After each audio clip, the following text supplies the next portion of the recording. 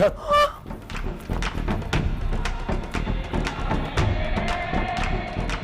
ये तस्बीह तुम्हारी 5 ख्वाहिशें पूरी कर सकती है, कोई सी भी 5 ख्वाहिशें। तस्बीह बॉक्स में रख दी गई थी। उस बॉक्स में वो हमारा मुस्तकबिल महफूज हो गया था। हमारी जिंदगी के आने वाले खूबसूरत दिन अब हमारी दस्तरस में थे। तो 15 दिन के बाद पता चलेगा कि क्या सही है और क्या गलत है। बेशुमार ख्वाब थे, लेकिन वो ख्वाब उस वक्त अधूरे रह गए जब दूसरे दिन ही मेरा एक्सीडेंट हुआ और उस वक्त मेरी मौत वाक़ई हो गई।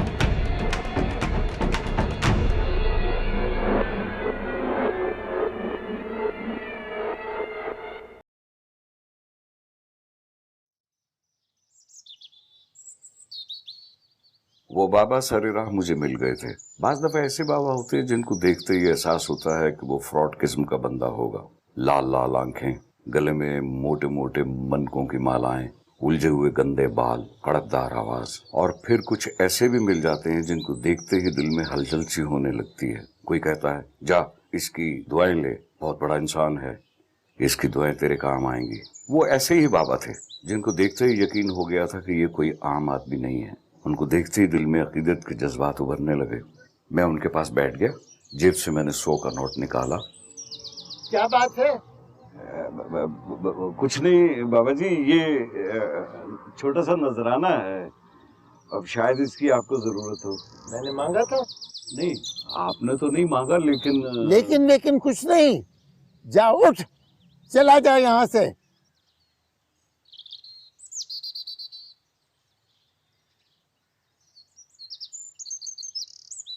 बाबा जी क्या बात है?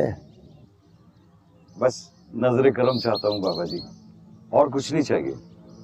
जिसको देखो ख्वाहिशों और मजबूरियों की टोकरियां उठाए फिर रहा है। बाबा जी, जमाने की गर्दिशों ने इस हाल तक पहुंचा दिया है। अच्छा अच्छा,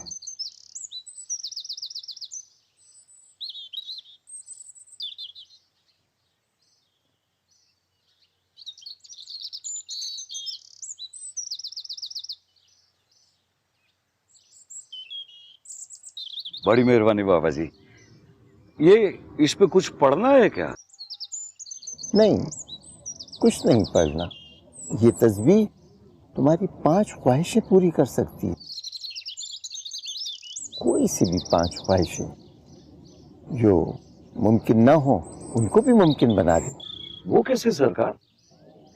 इस तस्बीह को सामने रखकर अपनी ख्वाहिश का इजहार करो और जो भी तुम्हारी ख्वाहिश होगी वो पूरी हो जाएगी। मगर इसके साथ एक शर्त है, और वो शर्त ये है कि पहली ख्वाहिश और दूसरी ख्वाहिश के दरमियान कम से कम 15 दिन का वक्फा लाजमी है।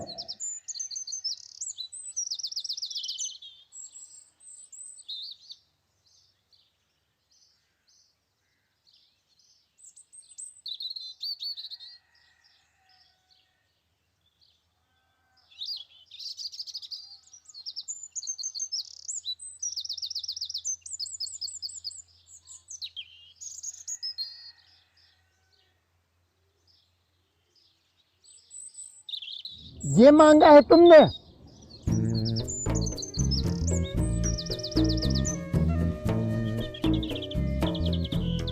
क्या तूने?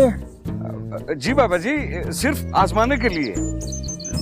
कपड़े, नए जूते।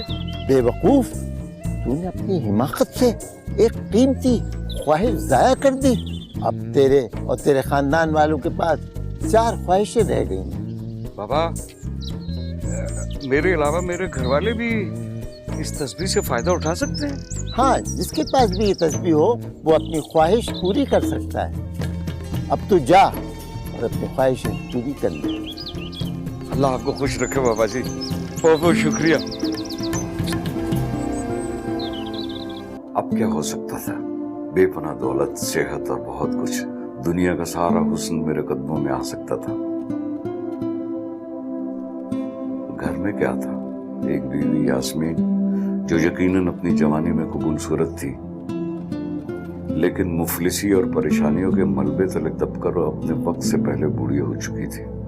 जो चेहरा किसी जमाने में खूबसूरत था, अब उस पर परेशानियों ने लकीरें खुरच दी थी। वो आंखें जो कभी सितारा थी, ऐसे राख के ढेर में तब्दील हो चुकी थी जिसके नीचे चिंगारी नाम की कोई चीज नहीं थी। एक बीवी के अलावा 2 बच्चे, एक बेटा और एक बेटी। वो दोनों भी बड़े हो गए थे, लेकिन उनके पास मुस्तकबिल नाम की कोई चीज नहीं थी। लड़की की मंगनी हो चुकी थी, उसका मंगेतर बेहतर जिंदगी की तलाश में बैरून मुल्क चला गया था। फिर न जाने क्या हुआ, उसका कुछ पता न चला। खुदा मालूम उसके साथ क्या हुआ। वो बहुत अच्छा लड़का था, बहुत ज़हीन, सादतमंद। न जाने उस बेचारे के साथ क्या हुआ होगा। मसला यह था कि मेरी बेटी उसे बहुत पसंद करने लगी थी। हमारी मशरकी लड़कियां ऐसी होती हैं, जिसके नाम के साथ एक बार वाबस्ता हो जाएं, फिर किसी और के बारे में सोच भी नहीं सकती। शाहाना ऐसी ही थी, वो हर वक्त उदास रहती। हम उसके होठों पर मुस्कुराहट देखने को तरस गए थे। लड़का बीए कर चुका था, जो आज के दौर में कुछ भी नहीं होता। उसका इरादा एमबीए करने का था, लेकिन आला तालीम इदारे में एमबीए की फीस ही इतनी होती है कि सिर्फ ख्वाहिश की जा सकती है। यानी हमारे छोटे से घर में हर तरफ ख्वाहिश ही ख्वाहिश बिखरी हुई थी, अधूरी और सिसकती हुई ख्वाहिश। ऐसे में इस तस्वीर का मिल जाना किसी अजीम नेमत से कम नहीं था। कौन है? अरे कौन है? अब्बा हूँ तुम्हारा। अब्बू, अस्सलाम वालेकुम। वालेकुम अस्सलाम। अब्बा बड़े माशाल्लाह से चेंज लग रहे हैं, कपड़े शपड़े। हाँ बस देख ले। अरे तो है। हाँ, अरे माशाल्लाह। अस्सलाम वालेकुम अब्बा। वालेकुम अस्सलाम मेरा बेटा, कैसा है? ठीक हो? कहाँ है तुम्हारी माँ? ये आ गई। क्या बात है, आज तो ऐसे चमक रहे हो जैसे दुनिया की दौलत मिल गई हो। बस कुछ ऐसा ही समझ लो। और ये कपड़े किसके पहन आए? ये रास्ते से खरीदे।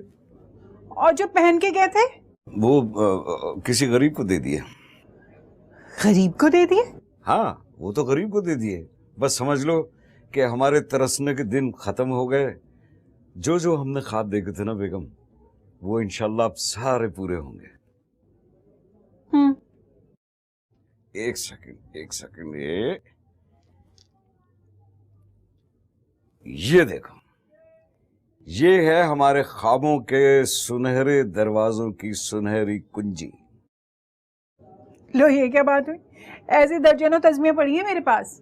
अरे ये कोई आम तस्वीर नहीं है बेवकूफ औरत, एक बहुत बड़े इंसान का दिया हुआ बहुत बड़ा तोहफा है ये हमारी 4 ख्वाहिशें पूरी कर सकती है। अच्छा, अब्बा वो कैसे? बेटा इसको हम सामने रखेंगे, अपनी 4 ख्वाहिशों का इजहार करेंगे और इंशाल्लाह वो हो जाएंगी पूरी। अब्बा, ये सब कहानियों की बातें होती हैं, हकीकी जिंदगी में ऐसा कुछ नहीं होता। आपको फिर किसी ने बेवकूफ बना दिया। अच्छा चले, फिर हम इससे कुछ मांग कर देखते हैं। वो नहीं बेटा, वो अभी नहीं, 15 दिन के बाद। 15 दिन के बाद जो हम कहेंगे ना, ये इस तस्वीर का उसूल है बेटा। 15 दिन के बाद इंशाल्लाह हम ख्वाहिश का इजहार करेंगे, वो पूरी हो जाएंगी। ये आपको कैसे पता? भाई वो जिस बाबा ने ये तस्वीर दी है ना, उन्होंने ये बताया था। इस तस्वीर के कुछ उसूल हैं। ऐसा आपको बाबा ने बताया? हाँ। और अगर 15 दिन बाद भी कुछ नहीं हुआ तो फिर? ये तो 15 दिन के बाद पता चलेगा कि क्या सही है और क्या गलत है। उफ, कैसे गुजरेंगे ये दिन अब्बा। हाय, मैं तो अभी से बेताब हो रही हूँ कोई ख्वाहिश करने को। अरे छोड़ो अपने ये ड्रामे कि क्या होगा 15 दिन बाद। करते रहना अपनी ख्वाहिशें पूरी। फिलहाल तो आप मेरी ख्वाहिश पूरी करते हैं, जो कि सिर्फ आप ही कर सकते हैं। क्या? वो ये कि घर में आटा खत्म हो गया है, आटा लाने के लिए कुछ पैसे चाहिए, इस बात की ख्वाहिश है। यार तुम लोग भी अजीब हो यार। कम से कम तुम घर में हो, बड़े हो, तुमको ख्याल करना चाहिए। घर में आटा खत्म। तुम फिक्र नहीं करो, अभी आ जाता है 1 मिनट में। चलो आओ मेरे साथ। अरे अब्बा, हैं? कमाल हो गया। क्या? वाकई बड़े काम की तस्वीर है। आप झगड़े के बगैर दुकान चल दिए, ये तो मुआवजा हो गया। वापस आके बताता हूँ। चल भाई चल।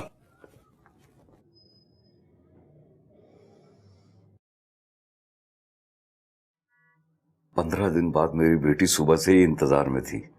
सबके इसरार पर मैंने तस्बीह को निकाला और हम सब सर जोड़कर बैठ गए।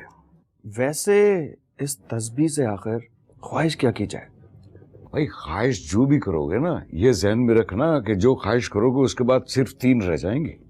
हाँ तो फिर क्या हो गया, कम से कम इस तस्बीह का इम्तिहान तो हो जाएगा ना। भाई इम्तिहान की क्या जरूरत है, इस तरह ख्वाहिश जाया हो जाएगी। मैं जो कह रहा हूँ मेरी बात पे एतबार नहीं है। आप मेरी बात क्यों नहीं सुनते? नहीं तो अगर तुम ख्वाहिश अगर अपनी इजहार कर दो। अरे इसमें क्या है? अब्बा प्लीज, क्या हो गया? नहीं, बहुत देर बहस चलती रही। अब मैं उनको किस तरह समझा था कि मैं तस्बीह को आजमा चुका हूँ, एक ख्वाहिश गवा बैठा हूँ। अब ऊट पटांग ख्वाहिशात का वक्त नहीं था। लेकिन मेरी सारी बातों और बहुत देर की बहस के बाद ये तय पाया कि इस तस्बीह से कहा जाए कि वो चौधरी अमजद का मकान गिरा दे। चौधरी अमजद हमारे मकान से कई मकान आगे रहता था। उसने जब अपने पुराने मकान को गिराकर नया मकान बनवाया, हमारी जिंदगी तल्ख करके रख दी थी। हर वक्त ये एहसास दिलाता रहता था कि हम नाकारा और नाकाम लोग हैं। हमारे पास इतने पैसे भी नहीं होते थे कि हम अपने पुराने मकान पे रंग और रोगनी करा सकें। अरे सफदर साहब, आपने तो अपनी जिंदगी बेकार ही गुजारी है जी? मेरा तो मशवरा है कि आप अपना मकान बेचकर कोई दुकान खोल लें, कम से कम 4 पैसे की आमदनी तो हो जाएगी। नहीं नहीं, वो अनवर साहब कैसी बातें कर रहे हैं आप। अल्लाह का बड़ा एहसान है, बड़ा करम है परवरदिगार का। मैं 4 पैसे कमा लेता हूँ। हाँ हाँ, 4 पैसे कमाना बहुत मुश्किल है, लेकिन आप अपने मकान पे बरसों से रंग तक नहीं करवा सके। जी? मुझे देखें, मैंने अपना पुराना मकान तुड़वा कर नया बनवाया है। पता है उस पर कितना खर्चा हुआ है? पूरे 40 लाख रुपए। खैर आपको क्या पता 40 लाख का। जी? ऐसी बातें वो यास्मीन और दोनों बच्चों से भी किया करता। ये एहसास दिलाता कि मैं एक नाकारा इंसान हूँ। हम सब उसकी बकवास सुन सुनकर आजिज आ चुके थे। इसलिए जब ये बात जहन में आई कि इस तस्बीह से चौधरी अनवर का मकान गिराने की ख्वाहिश की जाए, तो सबने इत्तेफाक कर लिया। बिल्कुल ठीक है, अनवर साहब का घर गिरवा देते हैं। अच्छा, लेकिन अब्बा बोलेंगे आप। वैसे मुझे पता है कि होना तो कुछ भी नहीं है, बट ट्राई करने में क्या जा रहा है?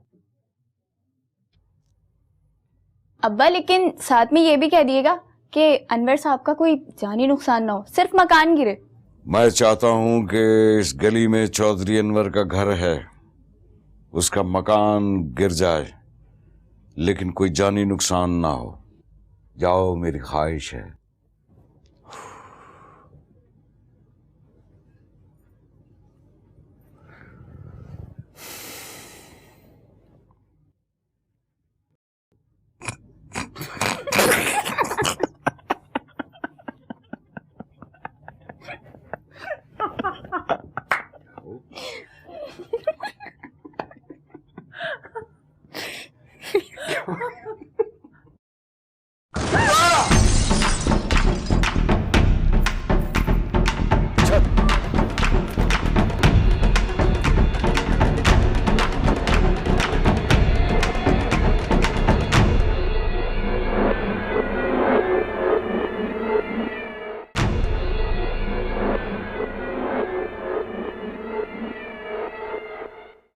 अम्मी जल्दी आए ना, मुझे जरूरी बात करनी है।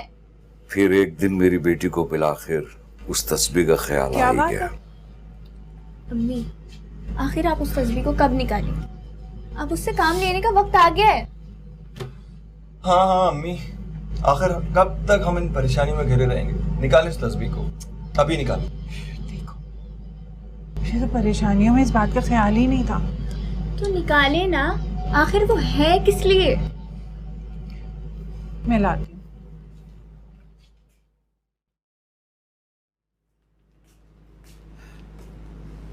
ये लो। क्या मांगोगी तुम बताओ। जो भी मांगो सोच समझ के मांगो। इस टाइम हमारे लिए सबसे ज्यादा इम्पोर्टेंट है दौलत, ढेर सारी दौलत। ये तो है। तो हमें सबसे पहले दौलत की ख्वाहिश करनी चाहिए। हाँ ये तो है।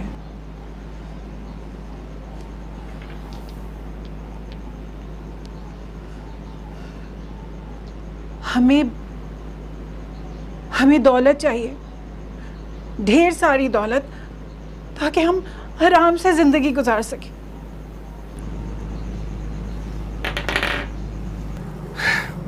अम्मा, इस तस्वीर को वापस रख दें। वो क्यों? लो, तुम भूल गई। अब्बा ने क्या बताया था कि 15 दिनों से पहले दूसरी ख्वाहिश पूरी नहीं की जाती। हाँ, इन 15 दिनों में उस ख्वाहिश का रिजल्ट भी सामने आ जाएगा। मैं ये सब कुछ देख रहा था। मैं भी शायद सबसे पहले दौलत ही मांगता। अब मुझे भी तजस्सुस हो गया था कि ये तस्वीर दौलत का मुतालबा किस तरह पूरा करती है। और फिर कुछ ही घंटों के अंदर हैरत अंगेज तौर पर उनके पास दौलत भी आ गई। उसी शाम यास्मीन अलमारी से बर्तन निकाल रही थी कि उसकी नजर एक प्राइस बॉन्ड पर पड़ गई। मैं उस वक्त वहीं मौजूद था। मुझे याद आ गया, मैंने ये प्राइस बॉन्ड यास्मीन को उसकी सालगिरह पर तोहफा दिया था। शायद कुदरत का इशारा था कि उसे प्राइस बॉन्ड मिल गया। यास्मीन ने भी समझा कि शायद प्राइस बॉन्ड के जरिए कोई रास्ता निकले। उसने एक जोश से रेहान को आवाज दी। रेहान, जी अम्मी। रेहान, जी अम्मी। अरे तेरा जी अम्मी। Price bond. अरे ये कहाँ से मिल गया आपको? अरे अब्बा ने शादी की सालगिरह पर दिया था मुझे, लेकिन इस वक्त नजर आना इस बात का इशारा है कि हमारी किस्मत बदलने वाली है। मैं एक काम करता हूँ, मैं बराबर में सैफ अंकल रहते हैं, मैं उनके पास जाता हूँ और फौरन चेक करवाता हूँ। दुआ कीजिएगा। हाँ, तुम जल्दी जाओ।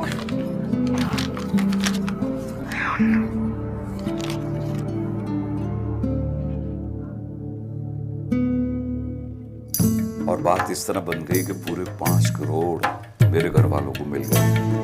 5 करोड़, खुदा की पनाह, इतनी रकम का तो मैंने कभी तस्वीर भी नहीं किया। मैं वहीं मौजूद था। मेरे घर वालों के अकाउंट में 5 करोड़ आ गए थे।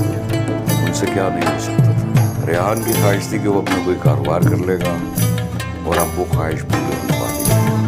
शाहना की शादी हो सकती थी, हमारा मकान बन सकता था, किसी और मोहल्ले में भी हम जा सकते थे। वो सब बारी बारी अकीदत और एहतराम के साथ उस तस्वीर को बोसे दे रहे थे, जिसने सिर्फ चंद घंटों में उनकी जिंदगी बदल कर रखी थी। उन्होंने अकलमंदी ये की कि फौरन वही उसी मकान में रहकर रेहान कुछ रकम बैंक से लेकर आया था, जो उनकी गुज़रात के लिए काफी थी। मुझे अपने खानदान की खुशहाली देखकर बड़ी खुशी हुई।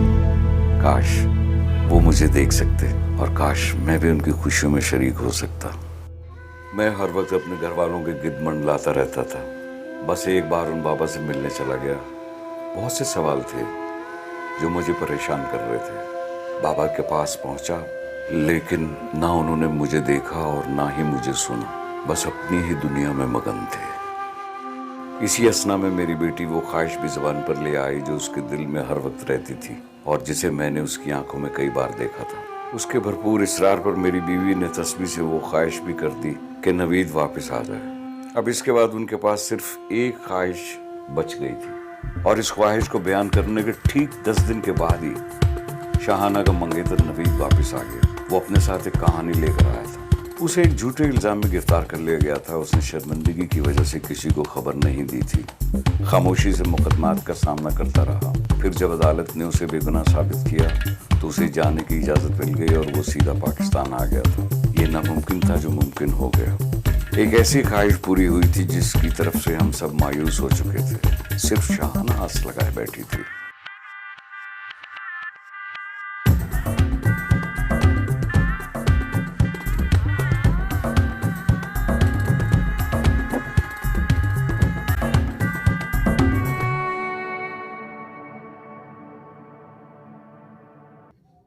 अम्मी, हमारी 2 नामुमकिन ख्वाहिशें पूरी हो चुकी हैं। अब हमारे पास सब कुछ है, पैसे भी हैं और नवीद भी वापस आ चुका है। अब बस कमी है तो बस एक चीज़ की। वो क्या बेटा? अब्बा की। अगर वो होते तो हमारी खुशियाँ मुकम्मल हो जाती। हाँ, अब वो बेचारे कहाँ से जिंदा होंगे? अम्मी, हमने देख लिया कि वो तस्बीह हर नामुमकिन चीज़ को मुमकिन कर रही है, तो क्यों ना हम उस तस्बीह से कहें कि हमारे अब्बू को वापस ले आए। सोचें, अगर वो आ जाएंगे तो हमारी खुशियाँ कितनी भरपूर हो जाएंगी। लेकिन जाना, हमारे पास सिर्फ एक ख्वाहिश बाकी रह गई है। इसीलिए तो कह रही हूँ, इस ख्वाहिश को ज़ाया नहीं करो। बुला लें अब्बा को।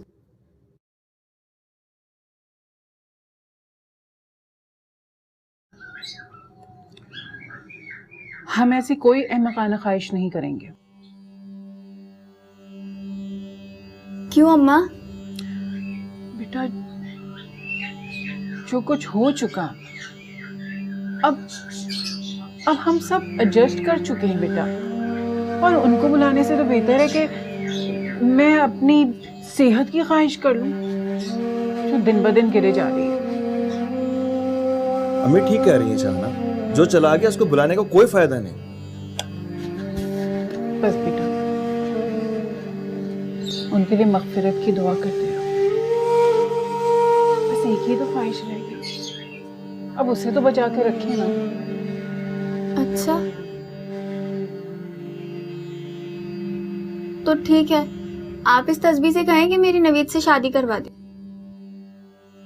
अरे वो तो हो ही जाएगी, मंगनी हो गई है तुम्हारी, और अब हमारे पास पैसा भी आ गया।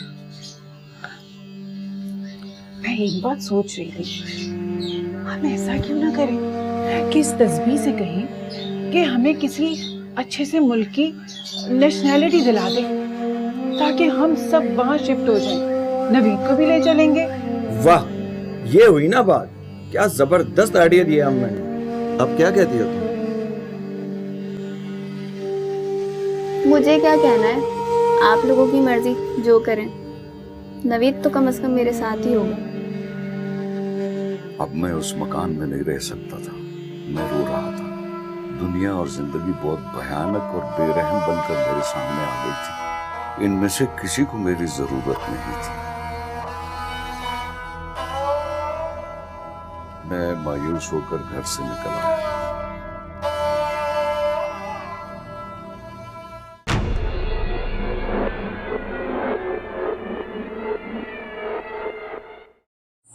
सब्र करें, सब्र करें। साथ पानी पी लो। पानी पियो, पानी पियो, पानी पियो। कोई जलजला भी नहीं आया, सारे मकान बिल्कुल ठीक हैं। हाजी साहब, मैंने अपनी आंखों से देखा, एक जोरदार आवाज आई और मकान मिट्टी का ढेर हो गया। वैसे अनवर, तुम सब्र करो और इस बात का शुक्र करो कि सिर्फ माली नुकसान हुआ है। ये कितनी बड़ी बात है कि तुम सब घर से बाहर गए हुए थे, किसी को कोई आंच तक नहीं आई।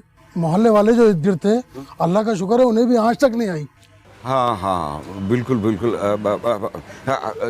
अनवर भाई, जहाँ से तू उठो उठो उठो यार। ये ले भाई, चल। देव, वो पुलिस वाले आए हुए हैं, मैंने उन्हें अपने घर में बिठाया है। वो आपसे कुछ 2-4 सवाल जवाब करेंगे।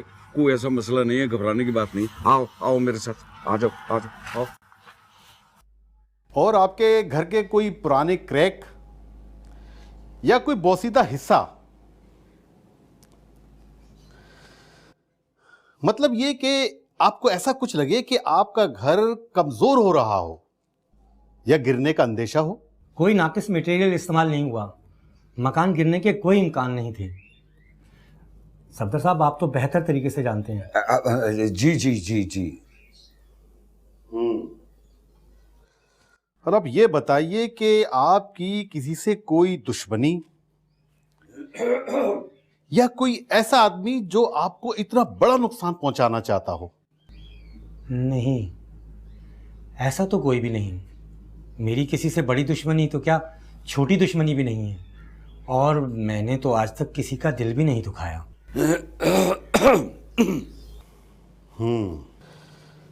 और आपकी फैमिली कहाँ है? इंस्पेक्टर साहब, मेरे चाचा के घर शादी की तकरीब चल रही है। जब मकान गिरा, हम सब घर वाले वहीं गए हुए थे, और हत्ता कि मैं नौकर को भी अपने साथ ले गया था। अभी भी सब घर वालों को मैंने वहीं भेज दिया है। हमारे सर पे तो छत भी नहीं रही। किस अरमानों से मैंने ये घर बनाया था, एक एक आसाइशों से इसे सजाया था। मैं तो पूरी तरह से भरत भी नहीं सका इसे। मैंने तो किसी का दिल भी नहीं दुखाया। मेरा ख्याल है आप लोग बातें करें, मैं चाय का कह दूंगा। अरे नहीं, इसकी कोई जरूरत नहीं। नहीं नहीं सर, ये कैसे हो सकता है? आप हमारे घर में आए हुए हैं और चाय न पिए? 1 मिनट में। पता नहीं तुम्हारे अब्बा कहाँ रह गए, आके भी नहीं दे।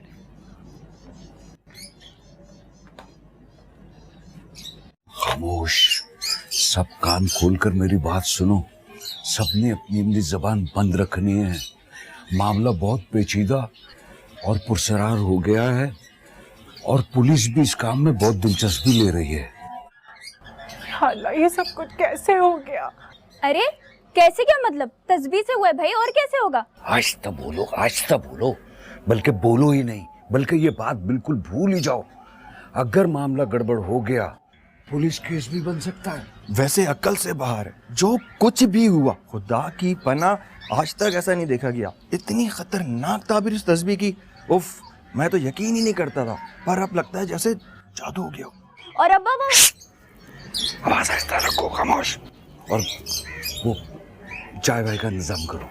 अब कुछ बिस्कुट भी, तुम मेरे साथ आओ, बिस्कुट भी लेके आओ। चल जाके कप निकालो। हे अल्लाह,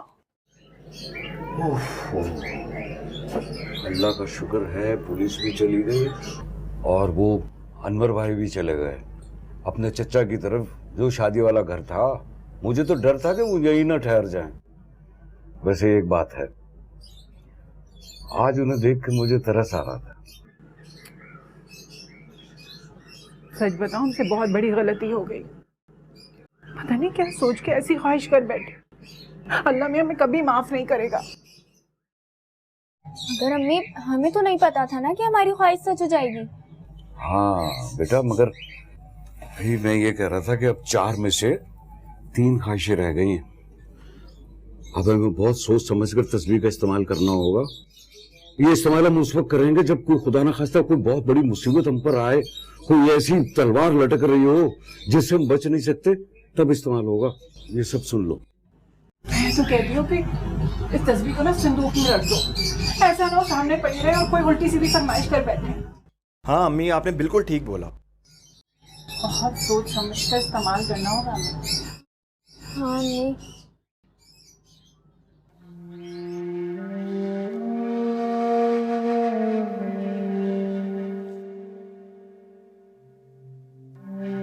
तस्बीह बॉक्स में रख दी गई थी। इस बॉक्स में वो हमारा मुस्तकबिल महफूज हो गया था। हमारी जिंदगी के आने वाले खूबसूरत दिन अब हमारी दस्तरस में थे।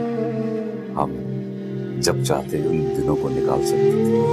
बेशुमार ख्वाब थे, लेकिन वो ख्वाब उस वक्त अधूरे रह गए जब दूसरे दिन ही मेरा एक्सीडेंट हुआ और उस वक्त मेरी मौत वाक़ई हो गई। मैं मर गया था। वो हादसा इतना शदीद था, एक तेज रफ्तार गाड़ी ने टक्कर मार दी थी और मैं उछलकर एक दीवार से जा टकराया था। इसी असना में लोगों ने मेरे जिस्म को उठाकर एम्बुलेंस में डाला। एक आदमी ने तो मेरा शनाख्ती कार्ड तक निकाल दिया था। अबे इसके घर वालों को तो खबर करोगे। मेरे जिस्म को अस्पताल पहुंचा दिया गया। मैं सब देख रहा था, लेकिन बोल नहीं सकता था, हिल नहीं सकता था। किसी और ने शायद देखा हो या न देखा हो, लेकिन मैंने देख लिया था कि उस वार्ड बॉय ने मेरी जेब से पैसे निकाल कर अपनी जेब में रख लिए थे। शायद 700 या 800 रुपए होंगे। फिर मुझे ऑपरेशन थिएटर में पहुंचा दिया गया। यहाँ डॉक्टर्स की एक टीम ने मुआयना करने के बाद मुझे मुर्दा करार दे दिया। फिर मुझे दोबारा स्ट्रेचर पर डालकर बाहर लाया गया और फिर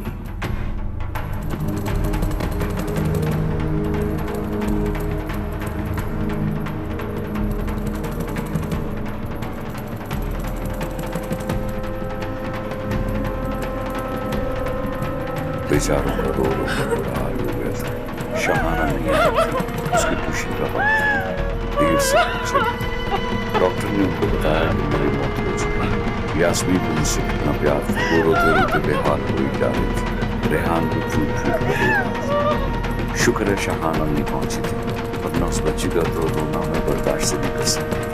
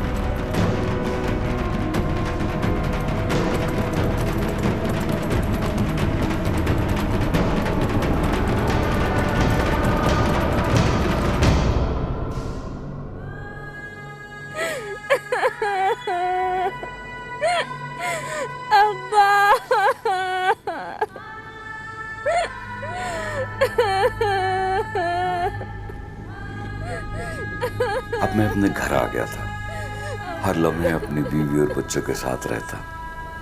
ये देखकर मुझे एक तरह की खुशी भी होती थी कि मेरी बीवी और बच्चे मुझसे कितनी मोहब्बत करते थे। रो रो कर उन्होंने अपने आप को हलकान कर लिया था। अम्मी अब्बा को बुला देना।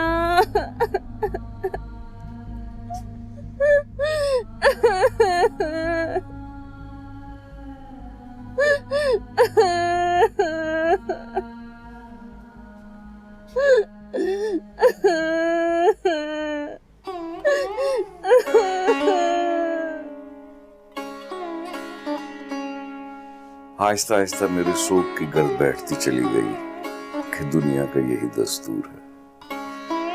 यास्मीन की इद्दत खत्म हुई और चीजें कुछ मामूल पर आ गई।